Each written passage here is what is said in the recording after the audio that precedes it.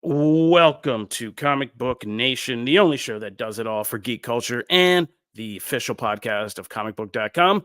I am your host, Kofi Outlaw, and with me today is one of my comic book gaming and just comic book loving co-workers, Mr. Logan Moore, host of our Quick Save gaming segment. And we are here to break down Invincible Season 2, Episode 6, which is titled It's Not That Simple, and it certainly is not. Logan, thanks for hopping on with me again. It's great to be back. You did all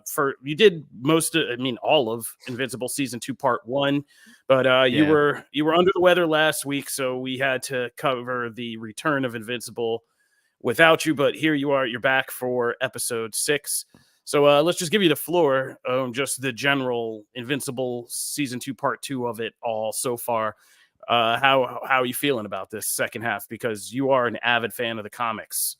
Yeah. So I decided to do the reverse this time around for the purposes of us recording these shows every week. And I just decided I'm going to watch the episodes every week, like right before we record. So it's kind of rather than watching it as one chunk, because I know that's what we did with the previous first half of the season, and everything kind of started to blur together for me. So I've only watched the first 2 episodes here, and I mean, I love it. I think both of these episodes kind of mirror each other in different ways. Like the first episode kind of, there's a lot of exposition and build up towards the front, and there's a lot of action at the end. And the second episode here that we're going to talk about today, a lot of action up front, followed by a lot of like more like interpersonal stuff that in the final 2 episodes of this season. I have enjoyed it a lot. I like that. Again, same things that I liked about the first half of the season. They're setting up new stories. They're setting up new characters. Again, we've still got Angstrom toying around in the background, and it feels like that's finally going to come to a head here in the final 2 episodes of the season. But then you've got it's the Sequids, or this was the villain of the first 2 episodes here, and so we've got this is the new major threat, but there's other threats looming, and you've got everything with the Lizard League. It's just the way that this show and the comics too, like, and integrates so many different storylines at once, and always has the next plot line ready to go. Like, there's still so much happening in this show that, like, it's becoming apparent that I know you've watched the full second season, if I'm correct, but like they've set so much stuff up that it's not all of it is going to come to some sort of resolution before the end of this season. But I just like the various plot lines, whether it be with the Viltrumites, or they've got this stuff up here that they've set up with Mars, or they've got Angstrom that they've set up, and it's just all these things are happening at once. You're like, how is this all going? When's this going to come into play? And and this time around, and with these first 2 episodes of this second half, it just happened to be like the Lizard League is finally coming back into play after they set that up 4 or 5 episodes ago. So, yeah, I really like how this show continues to be structured in that manner.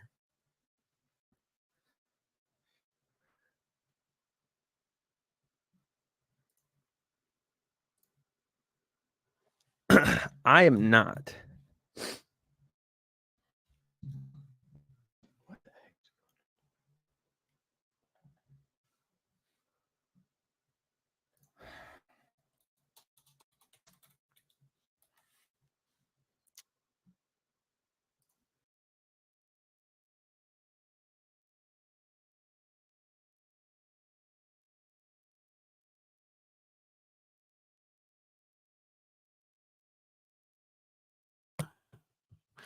Sorry, I've been muted, trying to do many things at once here.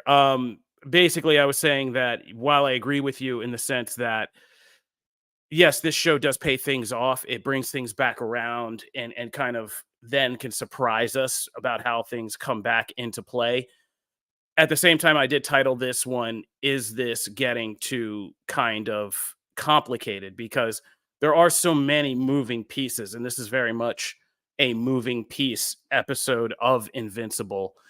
And I feel like in certain ways, it's hard, even especially with this break that we had, for people to keep this all in mind if they are just kind of casual fans viewing it. Like, there is so much to just kind of recall in this episode alone. But we start off absolutely with the kind of momentum of where we left things with the Lizard League. And what I do love about Invincible is we have this cliffhanger with Rex, and it's like, oh, the gun's at his head. Will he get out of this cliffhanger? And then we come right back, and it's like, no, he will not. Like, and he gets just his brains half blown out all across the floor. But, after this initial kind of action sequence, double action sequence with them versus the Lizard League and the other the Guardians fighting the Sequids, the rest of this episode is very much, again, shifts from Invincible action mode to moving pieces mode. And just getting Mark back on Earth again after this mission is like several key scenes worth of stuff of development that it takes. It's him in the Pentagon looking at Rex getting operated on, having this kind of weird moment where he takes off his mask and begins to realize how bad this hero thing can go. And then it just splices that scene into him meeting with Amber and, running into her arms, which we then just splice from that back into him getting back home and seeing his mother and brother and dealing with all that. And that all takes place as somebody who's writing these recaps within like a minute. And there's so much that this show can pack into just even a minute that it feels like there are so many other things. I mean, this episode alone, we got to weigh what Mark's going through, what Alan the alien's mission is, and like kind of what that whole thing is. What the Immortal is going through, what Donald is going through, what even characters like William and Rick are going through as Rick comes back into the picture, and we're all supposed to remember like who this kid who got mangled by cyborgs was. And so yeah, I think it's a double-edged sword, because what makes this series so good, which is the richness of it, the depth of it, and how much it is an entire world, I think can be really hard for a lot of mainstream viewers who still are on the level of, oh, this is supposed to be, at some level, it's supposed to be a cartoon. And even though it's a mature cartoon, this is like, we're getting a whole Game of Thrones out of this rather than your typical superhero kind of saga. So I'm just curious, because I mean, we do this in a bubble of getting to see these and doing these recaps, but I'm kind of really curious to see how the larger fandom is going to react to this episode, and I think the next episode in particular. Yeah, I think that just the sheer number of characters and, like you said, the plot lines and different things that are going on, like that's always the thing that impressed me the most about like the Invincible comics too, because up front a lot of it is just pitched as like, these are generic superheroes, like this is your generic Justice League, this is your generic, Superman type of character or whatever. And it's like, the further you get into this, the more you find out like, oh, all these characters have like very deep backstories and very like complicated like plot lines all their own that are like the D plot away from whatever's happening, with Mark or Man or Academy or anything like that. And I think like everything with Immortal in this episode, I think is really handled well. I like how they've set up everything with him and Duplicate over the course of this season. So yeah, I totally agree. I think, but it is a lot. I'm curious, like if it's harder to, because it's been so long since I've read the comics, and I do wonder if like, it's hard to like juggle all of this in a television show format compared to a comic book, because I feel like comics are understanding what's happening in the show, but like it just feels a little bit more cohesive, I guess, in a comic book format rather than a TV show. But maybe I'm wrong.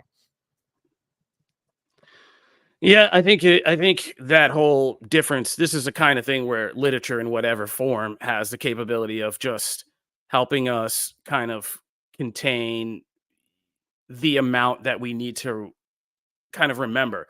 There's more room for some weird reason for, anything on the page to let us explore these different things, move around, and keep this all in mind as a rich comic book universe. But it is harder, I think, for a lot of people. And I think it's just the format, right? Like, if this was like something like The Boys in a live action, people seem more willing to open up and absorb all that information rather than the simplicity of being a cartoon.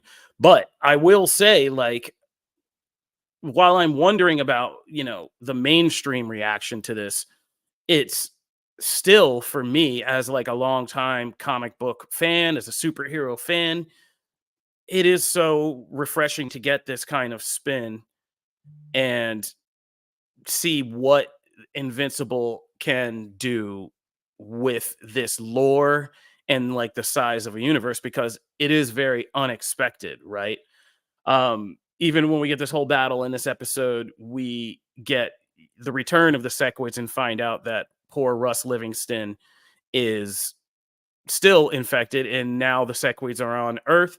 We get a visit from Angstrom Levy. The last 10 minutes of this episode are nuts. Just, everything they figure out about Nolan's literature and the reality of it, to finding Nolan again in this Viltrumite prison, to, also figuring out that Angstrom Levy is finally coming back into the picture. And if you see his little walk through dimensions, what the ominous kind of setup of that is, and all of that.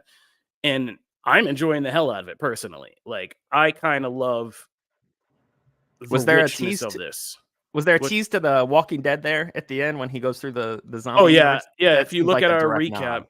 yeah, if you look at our recap, I snapped that pic. It's like a split second, but yeah, it's in there that he walks through a zombie universe. There's like a weird jungle universe and some other, I think, Mhm. one or two other things. I But think there was like a snowy mountain or something like yeah, that. Snowy Like, Mountain universe, like, yeah. And so it it's just nuts how many threats there are in this show at once, and kind of the setup with this little stinger is like, after all this development, we got action, a bunch of development, and then they give us everything they know we want. It's like, oh, there's Nolan, he's back. Oh, there's Angstrom Levy again, he's finally returned. And it's like, okay, I'm ready to get into episode 7. So the show is doing its job in kind of making us stay on the hook, even when it's bringing us through some of the heavier parts.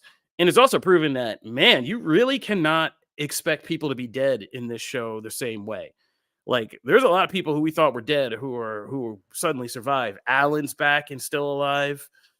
Rex survives getting his brains blown out. Shrinking Ray survives being crushed internally inside of a Komodo dragon's body. So, I remember when you shout out said to these heroes for being durable. when you said in the first half of the season, like, oh, I can't believe they killed off Alan. I was like, oh, you don't. No, like, I'm pretty sure something along those lines that is just like a constant throughout the series, that like, this guy died, and then all of a sudden, nope, they're not dead at all, actually. And it's not just tied to Alan. It's a bunch of different characters that happens to. But when people do have deaths, they are very major send-offs as a result, because they don't want to keep toying around with people in that regard. So, but yes, Alan coming back and being far more jacked is fun. I think I enjoy that element of it. So yeah. So, I mean, all in all, if you had to kind of, I think we should probably rate these episodes at the end and just kind of give people a sense of where we're at.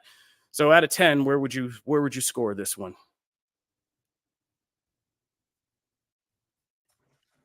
I mean, I would say this is an 8. I think like the character work here is good. A lot of stuff that they hit, a lot of the arcs that they've been building to for quite some time. Like, I feel like these arc has kind of been building to a point where she's finding like newfound purpose here with caring for Oliver, which is now the name of Mark's brother.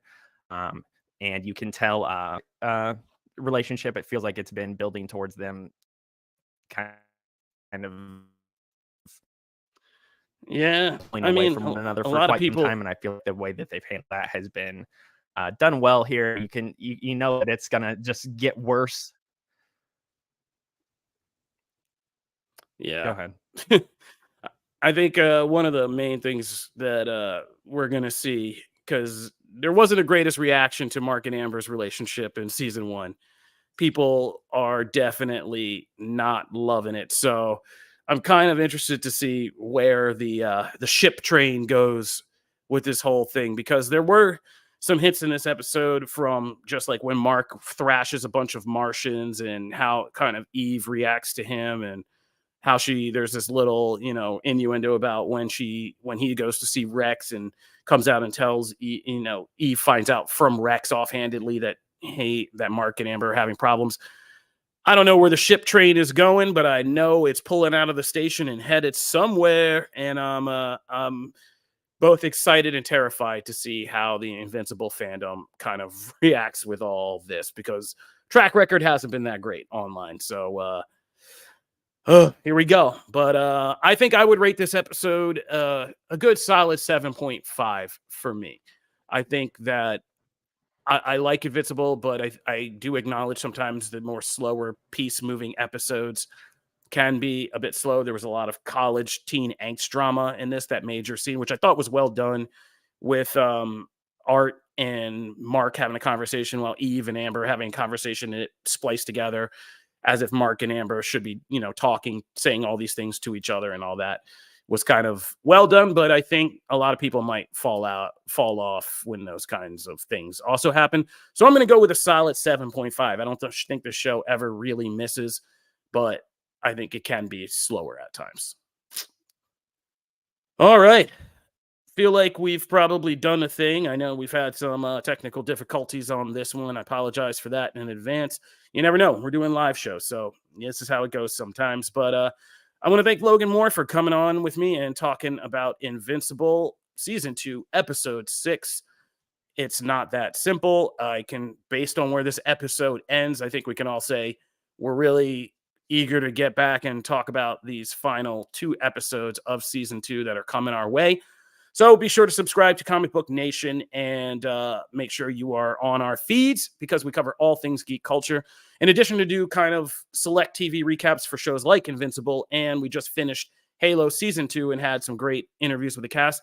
We also do a regular gaming segment every week called Quick Save, which Logan is the host of, where we talk about all the big things in gaming culture of the week. We also do our regular live show every Friday, where we cover all things geek culture and are kind of the hub of this whole ComicBook Nation universe. If you're an anime fan, our anime initiative segment is getting red hot and people are loving that. So check out every week on Tuesdays, where Megan Peters and the Comic Book Anime team break down the latest in anime news. And my good buddy Matthew Aguilar, my co-host, also is in charge of the pull list every Wednesday, where we review the biggest thing in comics. All you Marvel MCU heads, go over to the Phase Zero feed and listen to that comic book podcast focused on the MCU. And if you want to catch Pokemon, the Wild Pokemon Has Appeared podcast feed is there to help you as well. All right, that'll do it for me. Logan, thanks again, man, for hopping on and talking Invincible, your knowledge of the comics, and, laughing at us because we have no idea where we're headed with this crazy twisty-turny show is always appreciated. I will catch you guys next time. This is Comic Book Nation. Peace.